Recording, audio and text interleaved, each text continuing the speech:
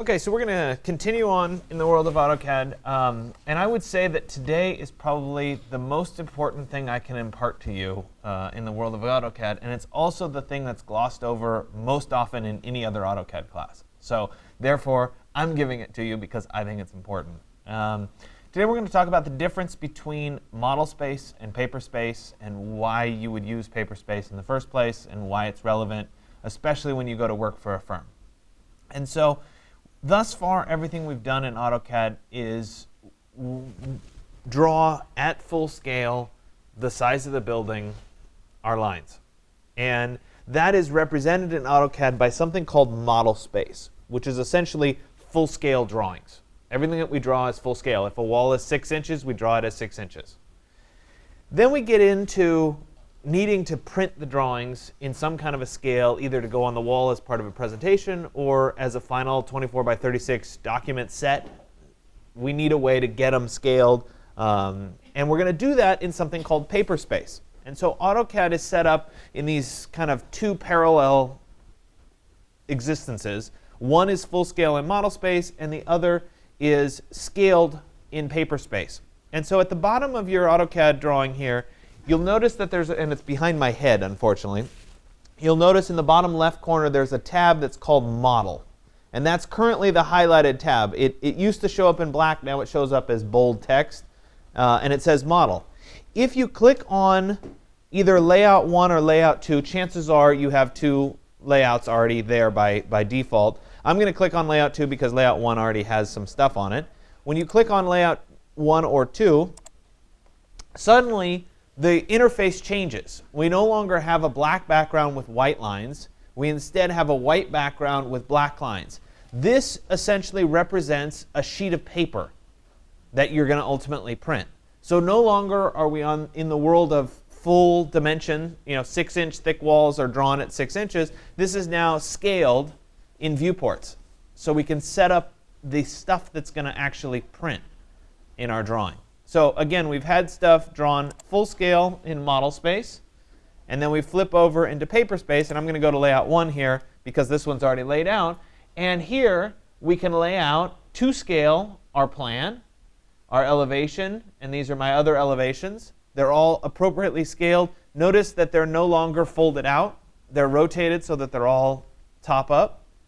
And I can do all of that in Paperspace, and then I could make a change in Modelspace. If I didn't like, say, part of this elevation, I wanted the window to change, I could make that adjustment, and it would populate right back to where the window would be in its view. So there's a real power to using this and getting comfortable with using it.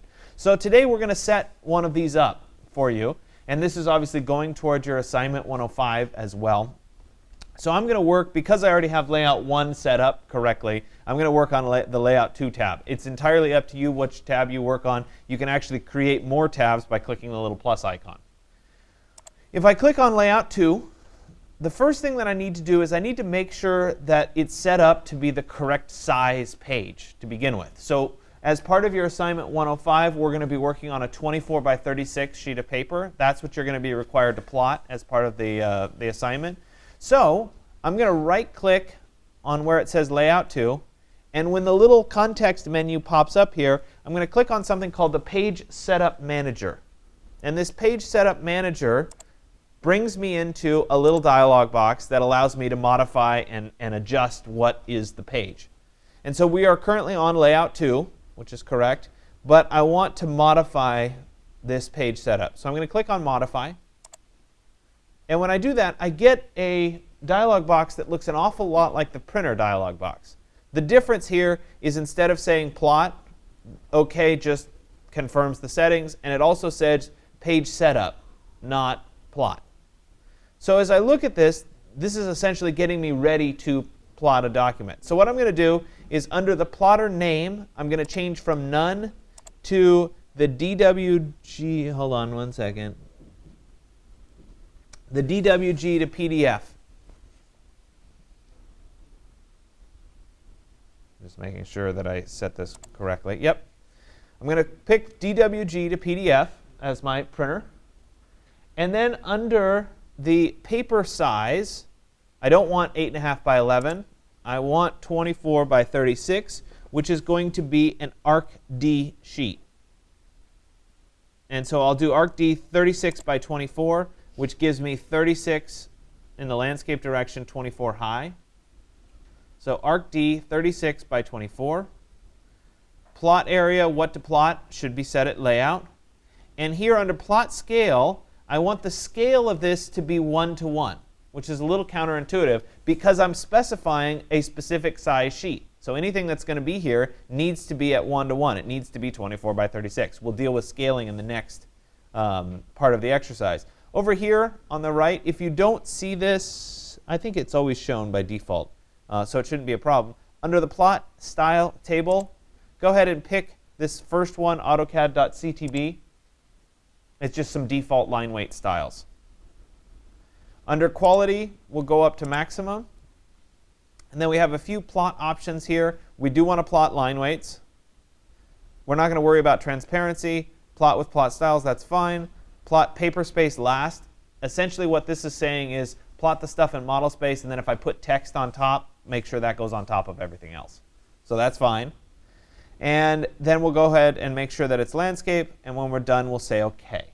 When I say OK, the size of the page changes behind. And I'll go ahead and click Close. And so now what this represents is the sheet of paper that will come out of the plotter when I go to finally do my plot. And so now it's a matter of setting up something called a viewport for my drawing. And I already have one existing viewport that's shown here that comes in here by default. And this existing viewport, if I were to double click to get inside of it and then zoom in, we could see, oh yeah, there's my floor plan. So at this stage, though, we care about what the scale is. And so I could make this viewport a little bit bigger, for example. And let me move it up higher. There. And I could double click to get inside the viewport, and I could zoom in and say, oh yeah, that looks great. I have my plan here. But I don't know what scale this is. So I need to make sure that I specify a specific scale. One of the things that's critical about the world of architecture is we have to represent our buildings in a way that people can understand them. And scale is one of those ways. So if we're doing this drawing at 1/4 inch equals a foot, which is what I'm suggesting you do, we need to find a way to make this viewport that particular scale. So what I'm going to do is I'm going to type in something, just properties, which will bring up this properties window. And chances are it's going to float there. These little windows are available. You can kind of minimize them to the side and then maximize them when you roll over. You can also choose to drag it to one edge, and it will actually dock into one side. For the purposes of what we're doing today, docking it to one side is not a bad thing. You can always get rid of it later. So I'm going to go ahead and leave it docked to one side because we're going to be referencing it a lot in what we do. So now if I were to click on this viewport, I'm not double clicking, I'm just single clicking to select it. We can see under properties it says, yes, this is a viewport. And then it gives us information. It says what color it is, what line type it is, or whatever. And as we come down here under the miscellaneous section, we can see a few things. Right here under standard scale, it says custom. Okay, so that's not a known scale. If I click where it says custom, suddenly I have a list of our standard architectural scales. And as I scroll through this list, you can see that my drawing gets larger or smaller. One of the tricks before assigning a specific scale is to get your viewport kind of close to where you want it to be, double click to get in the inside, and zoom in so that you're seeing the bulk of your object. If I were, let's say, I had the viewport set up something like this, I select it and I try to make it go to 1/4 inch equals a foot. See how I don't see anything anymore? It's off to one side and I'd have to go find it. So it's a lot easier if you kind of pre-zoom in on your object, and I'm just using the scroll wheel here. Okay, there's my floor plan. And now when I go over to choose my scale under the standard scale, we can see that it gets bigger and my floor plan stays in the right position. So I'm going to select 1/4 inch equals a foot as my scale. And that means that this drawing is now 1/4 inch equals a foot. If I were to go print it out, it would show up as 1/4 inch equals a foot. It's not quite centered inside my viewport, so I would like to manipulate that. I have two different ways of doing that. The first is I can double click inside to activate the viewport. You see how when I double click I get this black border around? That means I'm now inside. And I could use the pan tool to move this over a little bit inside of the viewport. OK, it looks pretty good. And then I'll double click outside of my viewport. Oh, let me finish the command. I'll double click outside to get out of my viewport. If, though, I'm inside the viewport and I touch the scroll wheel, which is easy to do by accident, suddenly my drawing is no longer in scale. And I have to go back, double click to get out, click on it, go back to 1/4 inch equals a foot, and we start the whole process again. So it's a little annoying. So what I would also recommend is using something called lock on your viewport. So if we come down here, under miscellaneous, it says display locked, no. If I choose display locked, yes, and I double click to get inside my viewport and I zoom in or zoom out, it won't let me change the viewport scale. So it's confirmed at 1/4 inch equals a foot, and I can't mess it up. But notice it's no longer centered. I didn't center it before I locked it. So I could unlock it, use the pan tool, but I can also just adjust the size of the viewport to make it a little bit bigger, and adjust this to make it a little bit smaller, and then move this over. So it's just another way of manipulating it. So I can always choose to make this viewport bigger or smaller, and it's going to show more or less of my particular drawing. You see how that works? With it being locked, you will also not accidentally zoom in, double click, and then when you zoom out, you'll see it. This is a trap that people get into if they don't lock their viewports. So let me unlock it, and I'll show you this trap. And I'm guilty of it too. Sometimes it happens. OK, so I'm working in my drawing. I zoom in, and I want to make a quick change to this door. I double click, and I make my change to the door. Oh, I like that, or I didn't like that. Then I say, OK, well, I want to zoom out so I can double click on the side of the viewport. Oh, wait. Now I'm stuck. I can't see outside. I can't double click to get outside of my viewport. So it can really get you stuck. So I'm going to Control Z to back my way out. There it is. And I'll make sure that I lock the viewport. Display locked, yes. And now, if I zoom in on that door, I double click, I make my change, and I zoom out, I don't get stuck in that same little thing. So it's important to get used to locking your viewports. OK, so now I have my first viewport set up for me. It's at 1/4 inch equals a foot. I need to then set up a few more viewports because I need to see each of my elevations. And so I have a couple different options to do this. I can go to the View tab here. Oh, excuse me, it's on the Layout tab. It's all the way on the right. And I can come over here to say New Rectangular Viewport. If I click on Rectangle, I can draw a brand new viewport. There it is. And now I'm going to zoom in on this viewport to see my south elevation. So I get that relatively close there. Once again, I select my viewport, and I come over here, and I go to my standard scale, and I set that at 1/4 inch equals a foot. So same strategy here. 1/4 inch equals a foot is now established. I'm going to go into Display Locked. We're going to say yes, lock that display. So now I have the front elevation and the building plan. Generally speaking, it's good to make sure that these align up. So if, for example, I took this, I'm going to move this so that this edge lines up with that edge, like that, just so that they line up. It just helps the overall look. So now I have a viewport for the south elevation. I need 3 more viewports for the other elevations. So if I were to click on New Rectangular Viewport, draw my viewport, zoom in. OK, well, so there's one of my elevations, but it's on its side. So I have a couple ways of working through this. Number one, I want to make sure that I do set the scale correct. So I'll go back, set the scale, 1/4 inch equals a foot. Now before I do anything, before I lock the viewport, I'll go ahead and type rotate. And I'm going to rotate this over like that. And you now see that, if I make this viewport a little bit different, that building that was on its side is now in its correct orientation. So then I can go ahead and move this down there, and I have that elevation. I need to shorten this up a little bit Let's change the viewport. There we go. Now I have that. So relatively easy to get the viewport. On the handout, I talk about using something called MV Setup, which is how you used to have to rotate the viewports.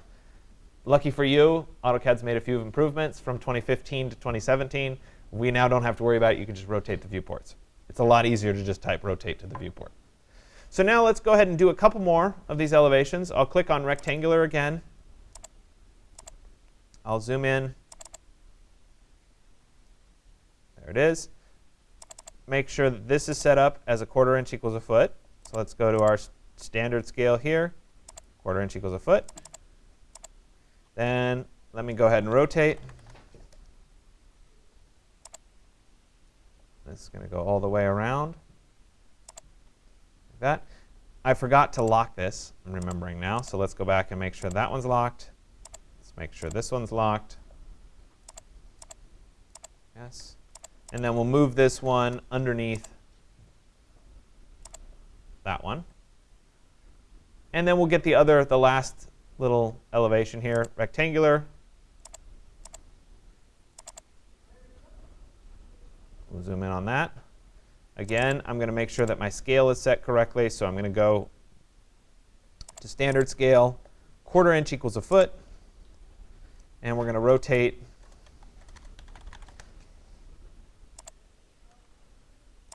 right there. A few more little modifications to the viewport.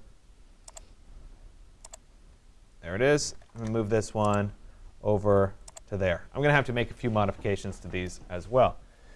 So now that I have all the viewports at their correct scale, I'm going to make sure that they are all locked. So make sure they're all locked. There we go. We need to move these guys up a little bit.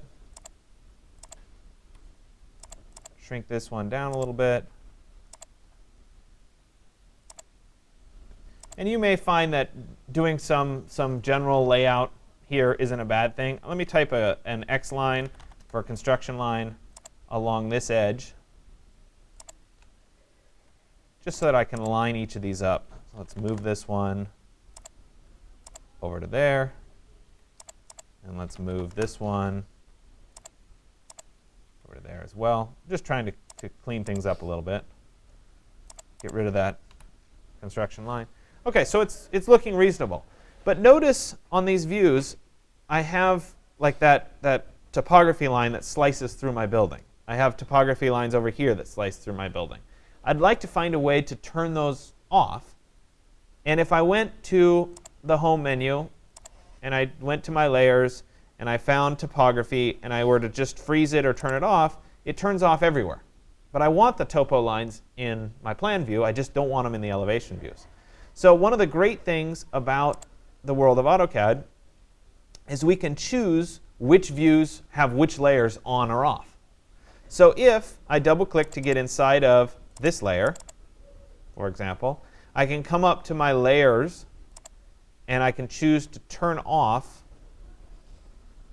Or sorry, I can't do it that way. I have to go to Layer Properties. And if I look here, making this a little bit bigger, if I look at the topography layer, as I come over here, there is a few, let me make these bigger. By default, these are always small.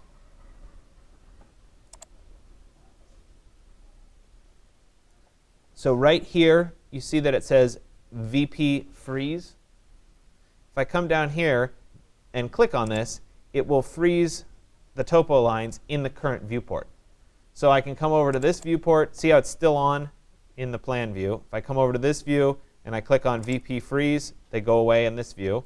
We can move to this one, VP Freeze, those go away. We can move to this, VP Freeze, and that goes away. So we can control which viewports have the topo lines showing. So now they're not showing in the other views, but they are showing in my base plan. If I were to go ahead and plot this right now, because it's getting pretty close, let me go ahead and click Plot. Notice that the plot layout is now all the stuff that I previously set up. So all I have to do is say OK. And I'll choose where to save it. I'm going to put it on the desktop for right now. When it opens up, see how I have borders around each of my drawings, that doesn't really look that great. So I need to find a way to make those borders not show up. And I'm going to do that by creating a non-printing layer, which I already have. I have a layer called no print. Remember, if we look at no print, we come over here, the little plotter icon is on the red slash, so it's not going to print. All I need to do is change these layers, these viewports, excuse me, to be on the no print layer. So I'll select all of them. I'll change them to be on no print. And now when I go ahead and plot it, default settings again, I'm going to put it on the desktop again. Yeah, go ahead and overwrite it. Those viewports go away, and all I end up with are my drawings. So the goal today is to create a PDF of your layout and get this established, all 4 elevation views plus a plan view.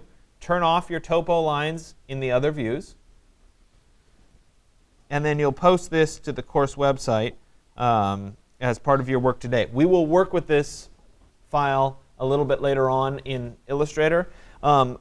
You are required to create, in order to create your post, you have to have a JPEG of this. And so what I would suggest doing, rather than changing the plotter to plot to JPEG, make your PDF, which you're going to upload, and then go ahead and open your PDF in Illustrator. So there's my PDF. I'm just going to right-click and say Open with Adobe Illustrator. The PDF file opens naturally in Illustrator as well. There it is. Let me press Control-0.